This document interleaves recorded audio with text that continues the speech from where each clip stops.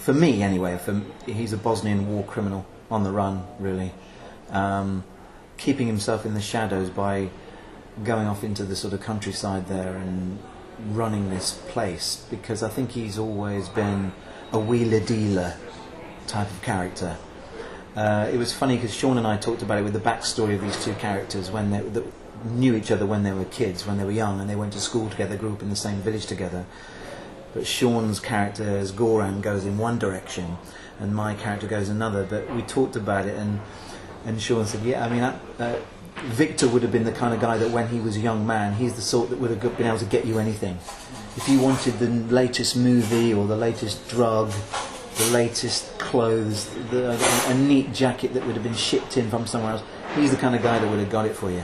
He's a wheeler dealer, but at the same time, he's been a soldier and he's been a paramilitary, but I think he's the smarter one, and he's sort of got away from the whole centre of what's going on and has moved on to this little world that he's created for himself in the hope that I think he can make enough money to get the hell out of there. I always like to sort of do a lot of the homework myself. You do your homework. A lot of reading, a lot of watching of documentaries, a lot of reading really, and looking into the type of characters that they are. There's an awful lot of these war criminals who are still on the loose, still people being looked for. So you look at photographs. I like to look at images of photographs of people, the men, what they look like, how they hold themselves, the physicality side of it. So the whole backstory was just, any backstory for someone just helps in that way, that you've given yourself a little history if it's not there. I know the audience don't see that in the script, but it helps to give a sense of weight of the character, always.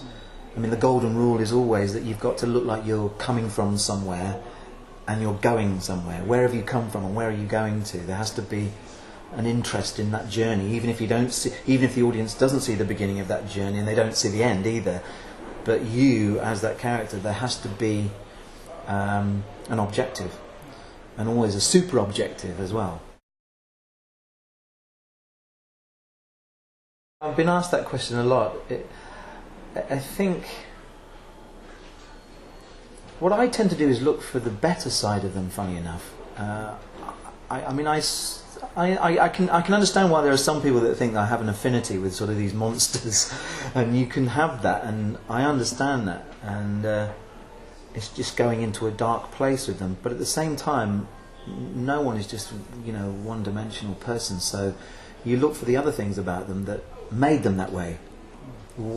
Something created that somewhere. So there is still a human being inside there somewhere. You just got to find that. And I like to look for the slightly the opposite of what the audience is actually going to see, because then that's when you can bring the nuances to any character then, and then you make they're far more interesting to watch. You can bring a bigger flavour to them.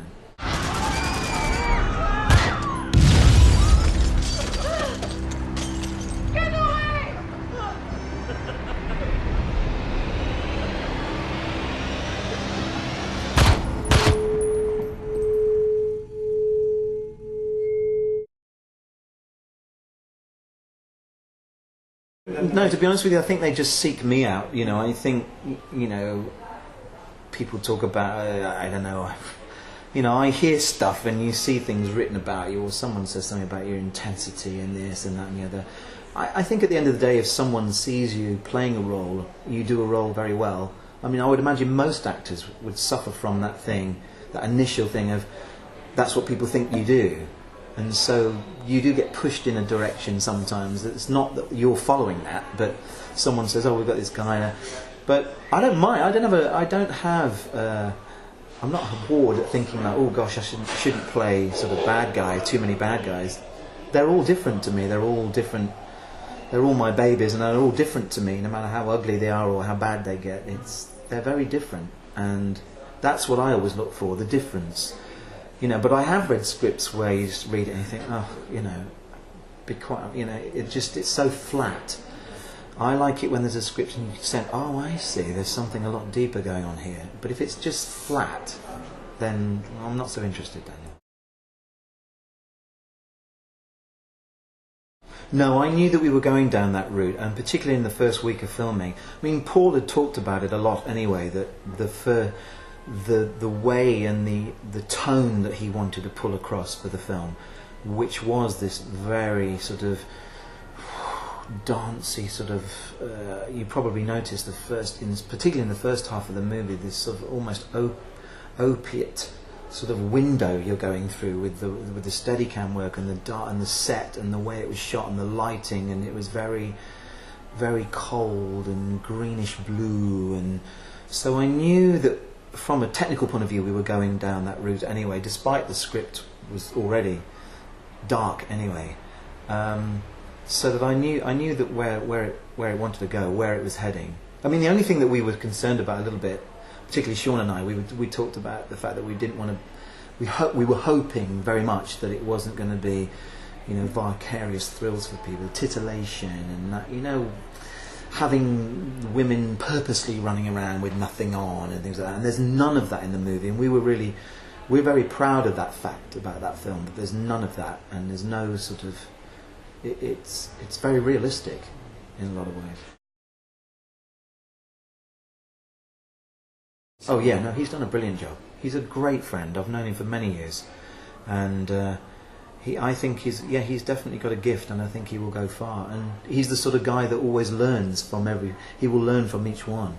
What made him so good at being a director on the set was all of his experience of being on so many movies over the years as a top SFX special makeup artist like he is, and he's a master at that. So he's seen films done badly and he's seen them done really well, and you can only learn from that. The more you are involved with that world, the better you get. And he knows that he knew what he wanted, he knew how his vision, and I think because of the detail he normally works with, his vision and his detail on the film was really accurate, and boom boom boom, so it was there all the time. No need for any, nonsense directorial stuff. None of this shouting and bawling and, doing the big I am when, there's a few of them out there as well, I'll tell you that. There's a few that like to give it that and they're not really that good, So, yeah, you've got to be the captain of the ship and you've got to run it well, and he does that really well. Oh no, he's going to go on and make better films. And I'm sure we'll work together in the future. I hope so, anyway. Well, it's a debut feature, and I know she won't mind me saying this, but she was nervous. You could sense there was a nervousness in there, but I think that helps. That kind of nervousness can help in a role like that. So there was a lot of there was a lot of things that helped with that sense of the character from a sort of fatalistic point of view, if you like. That would be the first role that she would get. But she did a grand job, really grand job, and I think everyone's been saying that as we know. And it was hard work for her as well, because she was on set every single day. It was very physical for her as well, so she put in a lot of hard physical work. And she's only a tiny thing if you've ever met her, so yeah. She really pushed it for herself and did a really great job. Well, again, it's the same with working. Every aspect of your character that you're working on, that's just another part of the homework, Stefan. And that's what you're doing. You just work hard at it. Everybody has every actor, I'm sure, has lots of different ways they work to get towards their character, and how they do it and how they get there, that's fine by me. Everyone has their different ways, their methods, their moods, the way they get into things, and the tools that they can grab hold of. But when you're doing accents, it's just hard work. You just get to it. Some accents come easy, some are a little bit more difficult. I remember once working with a Canadian accent. That was tricky. There were just some accents that are a little bit trickier to get, but it's also not just the accent though. You have to find the voice of that character. There's a tone as well. There has to be the right tone, so that it brings a certain thing to that guy, a weight or not a weight. If you were playing someone flighty, you might sort of do something different.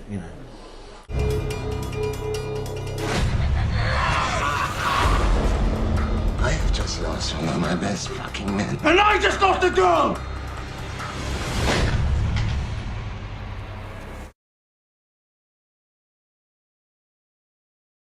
Well, I just think that's just been the way it's gone for me. It's like you don't necessarily set out. I'm an actor, and I'm adamant about that. And I'm not sitting there choosing to do horror films. It's like they found me more than the other way around. And to be honest with you, some of them they're on the borders of whether you would actually really call them a horror film, really. I mean, you've seen Seasoning House. Yeah. I mean, for me, and I said this at Fright Fest, which was probably heresy, but I said, for me, it's more a harrowing piece than a horror as such. But look, we work in a world where distributors, they have to market things, marketing men, they have to pigeonhole things and say, oh yes, it's a horror film, and it helps because that for them it's like putting it in the public's consciousness that this is a horror film. The poster of the Seasoning House shouts horror movie, but in actual fact, there are horrible things that happen, but it's harrowing more than horror. I didn't think Summer Scars was a horror movie. I think that again is more a sort of coming of age kind of weird sort of film. But of course, again, marketing people, it's a horror movie. So unfortunately, it's just something that's followed me rather than me following it.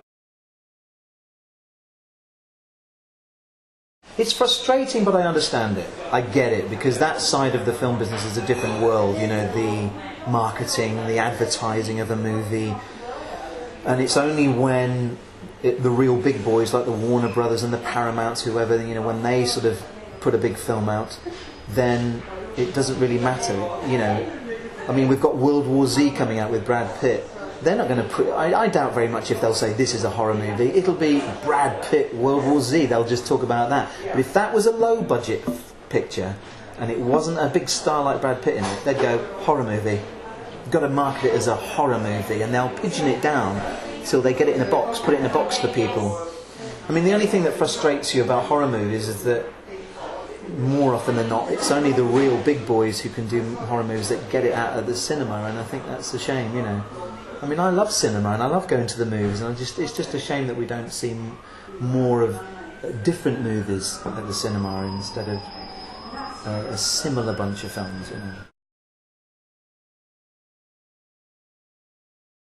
When you don't stop reading it. If there's a moment when you suddenly stop and you make a cup of tea, then obviously there's something about it that hasn't grabbed you. I can't remember who it was, I think it was Bob Hoskins who famously once said that he does the toilet test. He used to go to his lavatory and sit in the lavatory, and if he'd finished it and his legs were numb by the end, he knew he was up to a good one. But yeah, I just think something has to grab you. It has to really grab you. The Seasoning House did that, and I read it really, really quickly. And I phoned Paul straight away and says, this could make a really good movie, a really good old movie. And it has. So I was right. Yeah, so I hope I still have those sensibilities every script I read. Yeah, that would be nice. But you never really... I think you can tell, yeah. You can always tell if something is overwritten, and you look for a beginning and a middle and an end, and you know the little kind of, you know, something has to happen within about 30 minutes, and if it hasn't happened by then you know, I don't know. So you just have to go with your gut. I mean, sometimes I think you can read a script and I've read scripts and I've thought, well, there's a good idea there. There's the core of a really interesting idea, but I'm not sure that the way it's written at the moment is right. I think it needs to be tilted and twisted and something else done at the end. But then, you know, maybe I should sit down and write one in there.